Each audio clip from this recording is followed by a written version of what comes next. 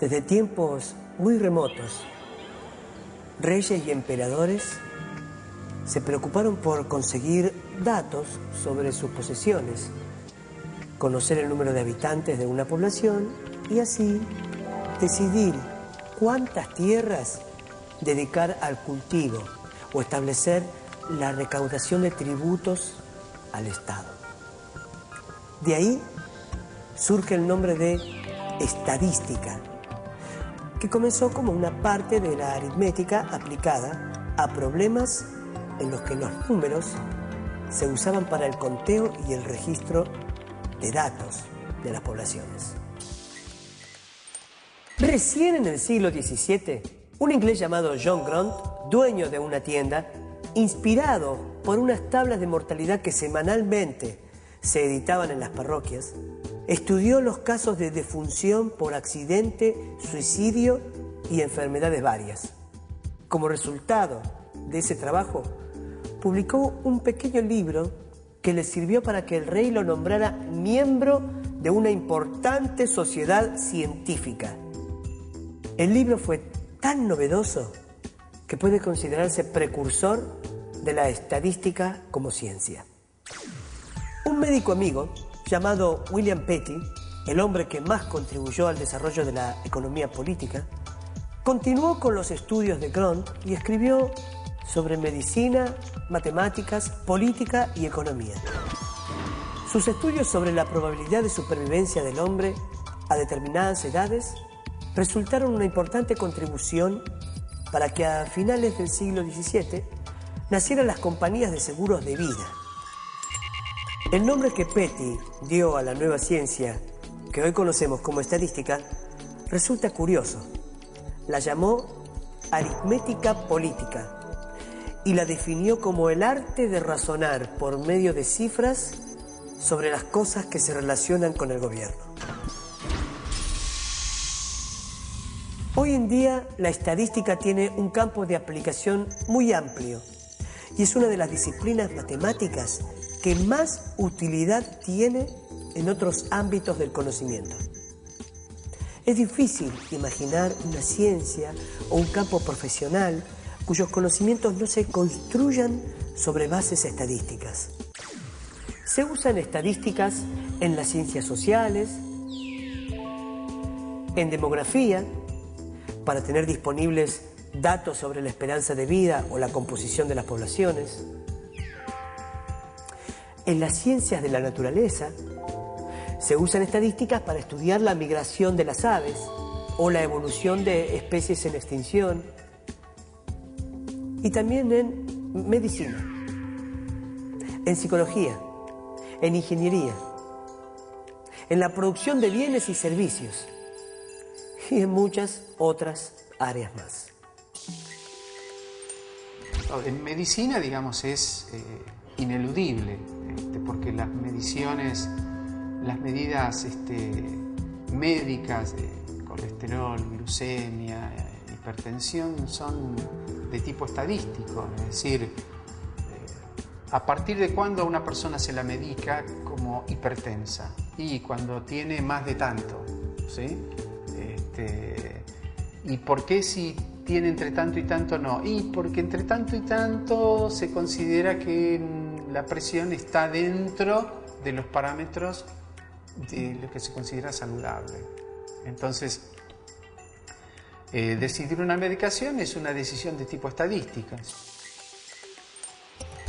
El trabajo en estadística, además de determinar los elementos relacionados a tener en cuenta en una investigación, es decir, las variables implicadas, consiste en recoger datos, clasificarlos, presentarlos adecuadamente, analizarlos y organizarlos de modo que sirvan para la posterior toma de decisiones.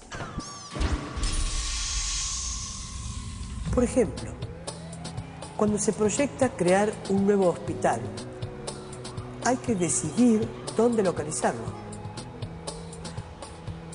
Se debe pensar que la ubicación satisfaga las necesidades de la población de una zona. Puede plantearse la alternativa de crearlo en una localidad o entre varias localidades, de manera que recibir atención médica sea accesible a más cantidad de personas. Para tomar la decisión más inteligente, será necesario disponer de algunos datos referidos a estadísticas de población, números de habitantes, grupos de edad, condiciones de vida, incidencia de enfermedades y también características de la infraestructura, la red vial, los medios de comunicación, etcétera, de las posibles localizaciones del hospital. Menos mal que construyeron el hospital cerca de mi casa. Estoy a 7 minutos de ahí. Si me pasa algo, llego rápido y sin problemas, ¿no? Igual estoy perfecto. No me va a pasar nada.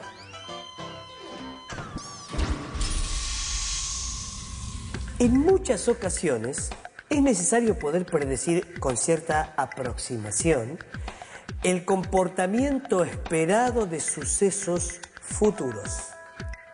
Por ejemplo, un comerciante que quiere formar un stock de determinados artículos necesita prever la futura demanda de esos artículos entre sus potenciales compradores. Para eso se formularán distintas preguntas con relación a los costos aproximados según la cantidad de unidades, el gusto de los consumidores, la durabilidad de los artículos, la situación económica de los posibles consumidores, etc. El comerciante tiene un conocimiento sobre lo que sucedió en el pasado con las compras de ese producto y algunos datos del presente, como la cantidad de posibles compradores a los que se destina ese producto. Sobre esa base, saca conclusiones en relación a cuánto van a demandar esos compradores y, en consecuencia, decide qué cantidades necesita para formar el stock.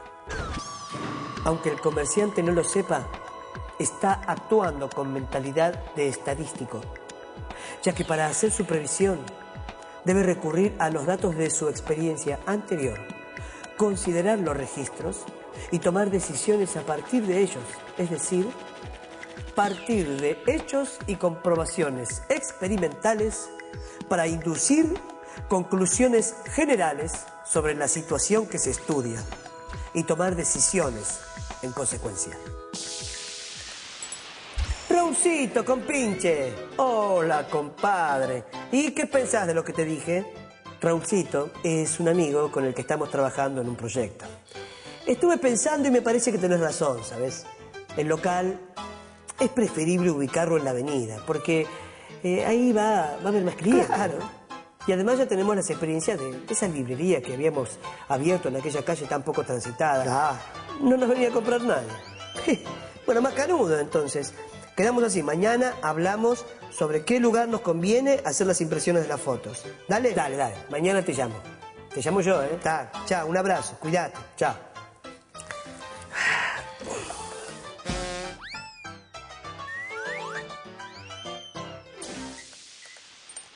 Pero no solo usan este método los pequeños negocios o locales que se abren entre amigos o familiares. Estrategias parecidas deben utilizar en el plano científico o técnico los economistas, los hombres de Estado, los hombres de empresa, para tomar decisiones vinculadas a su tarea profesional. La metodología estadística les ofrece sus procedimientos matemáticos de gran potencia y precisión para elaborar la respuesta más conveniente a los interrogantes que la teoría y los hechos económicos le plantean. Y lo más importante es que le facilitan elementos para decisiones racionales.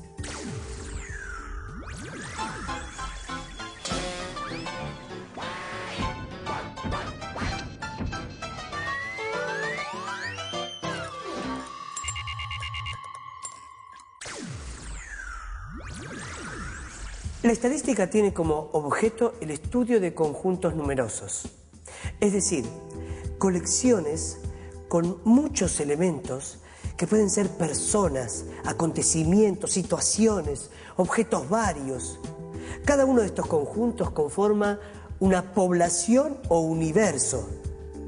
Vale decir que en estadística el término población no se limita a grupos humanos. No es fácil recoger los datos de todos los individuos de una población en estudio cuando es tan numerosa.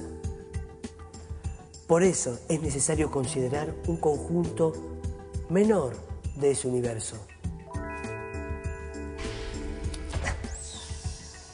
al que los investigadores llaman muestra. En el caso, digamos, del alumnado, la población de estudio serían los alumnos de una determinada universidad, por ejemplo. Quiero saber si los alumnos de tal universidad son mejores o peores en matemáticas que los alumnos de otra universidad. Entonces, si esta universidad tiene, qué sé yo, 20.000 alumnos y esta tiene 15.000, en general es muy costoso, digamos, tomar las notas de los 20.000 alumnos y de los 15.000 y comparar los promedios de notas de uno y promedios de notas de los otros. Entonces se toma que una muestra, 100 alumnos de una, 100 alumnos de otro, que están haciendo matemáticas, y se toma el promedio de los alumnos de la universidad B. Pero no se trata de hacer un recorte de cualquier manera.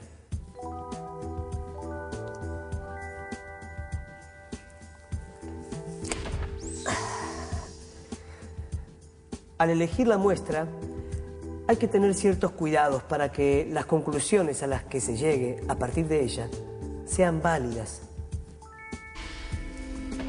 para la totalidad de la población.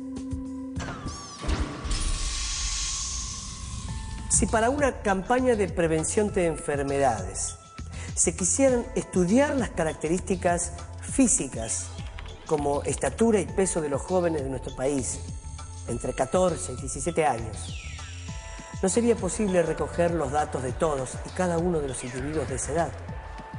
Por eso es necesario restringirse a tomar una muestra. La estadística establece ciertas condiciones para determinar la muestra con el objetivo de asegurar que las conclusiones que se logren sean representativas del grupo total. Esto es porque el proceso de muestreo o selección de un pequeño grupo respecto de uno mayor supone que la muestra considerada posee las características del grupo mayor y que para su selección se tomaron en cuenta los procedimientos estadísticos que garantizan esa representatividad. Una vez recogidos los datos de la muestra, organizados y estudiados con los recursos matemáticos que ofrece la estadística, es conveniente describir un grupo de observaciones con un solo número, es decir, un valor que sea representativo del comportamiento de toda la población en estudio. No se elegirá el más alto o el más pequeño, que solo indican los extremos de la serie de valores y no valores típicos, sino un valor que indique una tendencia central.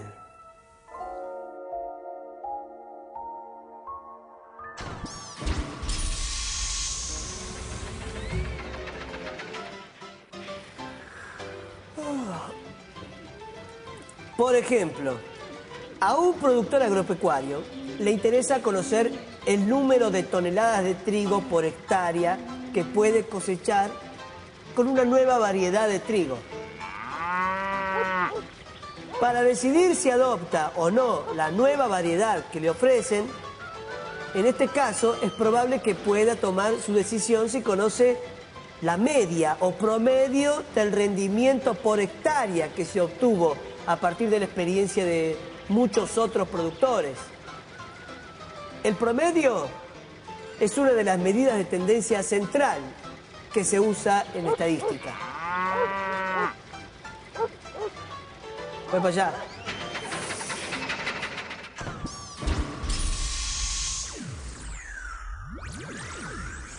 Un parámetro es una medida de una población basada sobre una muestra y es representativo de la población correspondiente. Cuando decimos que el alumno promedio de cuarto grado tiene 10 años, Describimos toda esa población, no un niño en particular. Puede haber alumnos de edades muy diversas que por distintos motivos estén cursando cuarto grado. Pero cuando queremos describir a todos como un único conjunto, tomamos el promedio de las edades, que en este caso es 10. Las medidas que describen un valor típico suelen llamarse medidas de tendencia central. Es importante tener en cuenta que estas medidas se aplican a grupos y no a individuos. Esto quiere decir que cuando lean una noticia en el diario sobre una nueva estadística que indica que un solo hombre en un grupo de 5 es víctima de que la gente se tropiece con él, no deben pensar, pobre hombre, las mismas 4 personas siempre se chocan con él. No lo deben pensar, ya la estadística se refiere a un hombre cualquiera, en un grupo corriente, y no a uno en específico.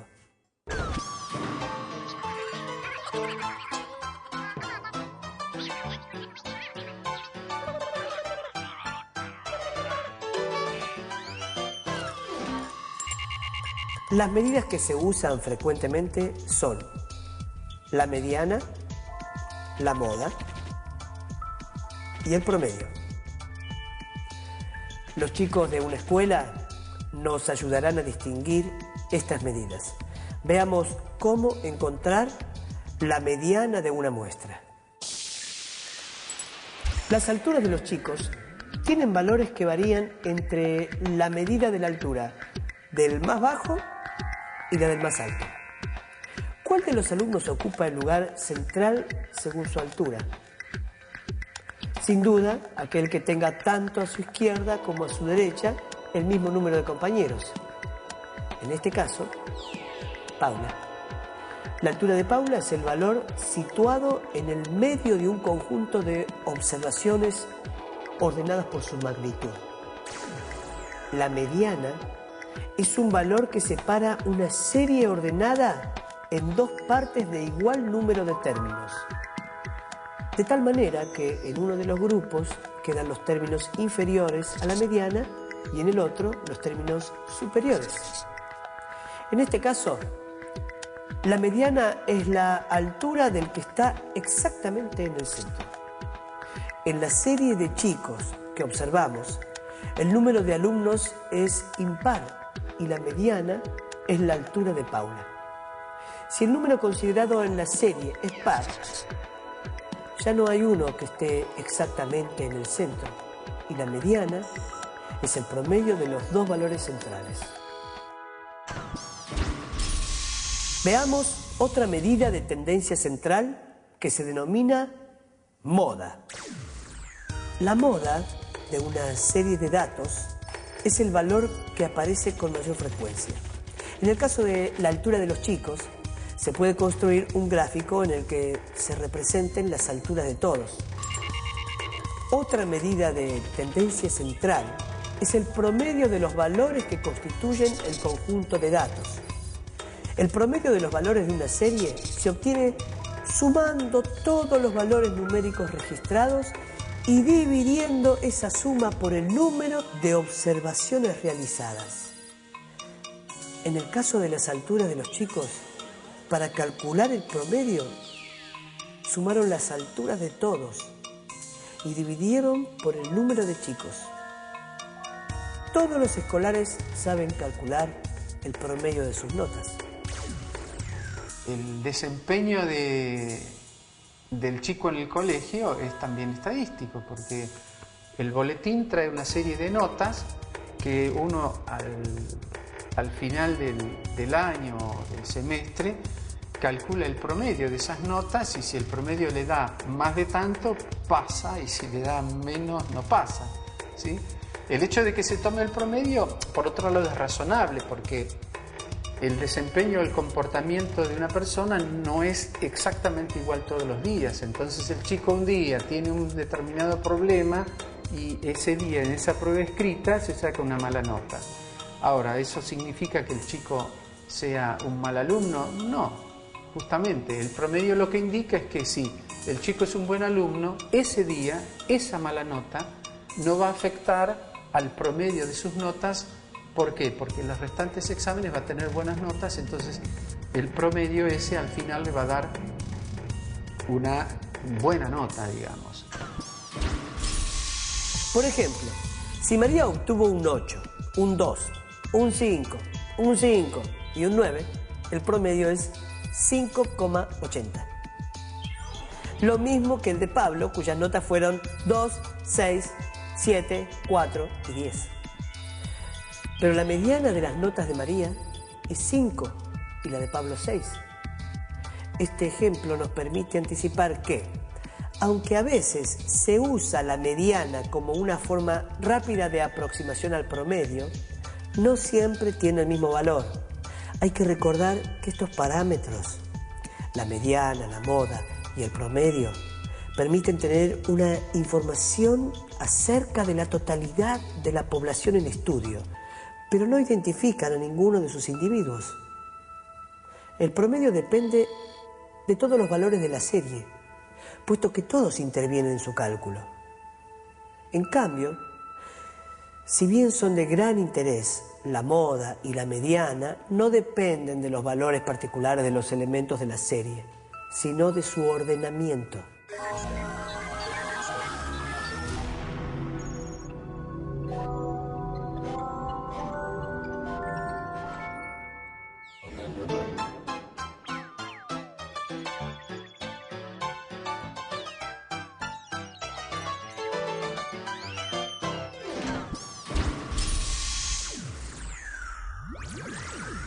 Podemos repasar lo visto sobre las medidas de tendencia central. No obstante su importancia, el análisis debe tener en cuenta si se trata de datos muy dispersos o muy concentrados, ya que estas medidas están asociadas con el grado de concentración de la información. Recordemos lo siguiente: cuanto más próximos estén los datos entre sí, tanto más próximo estará cada valor individual del valor central que representa a toda la muestra. Si tenemos un conjunto de datos cualquiera y calculamos la media, la mediana y la moda, y se le agrega un dato en un extremo, es decir, menor que todos los otros o mayor que todos, y se vuelve a calcular el promedio, la mediana y la moda, veremos que el promedio puede variar mucho, mientras que la mediana y la moda permanecen sin cambios notables. Esta característica de la mediana y la moda, de no estar influidas por valores de los datos muy dispersos, recibe el nombre de robustez. Las medidas basadas en el orden, como la mediana, gozan de esta robustez, mientras que las medidas basadas en la suma, como el promedio, se ven más afectadas por las observaciones extremas y son, por lo tanto, menos robustas.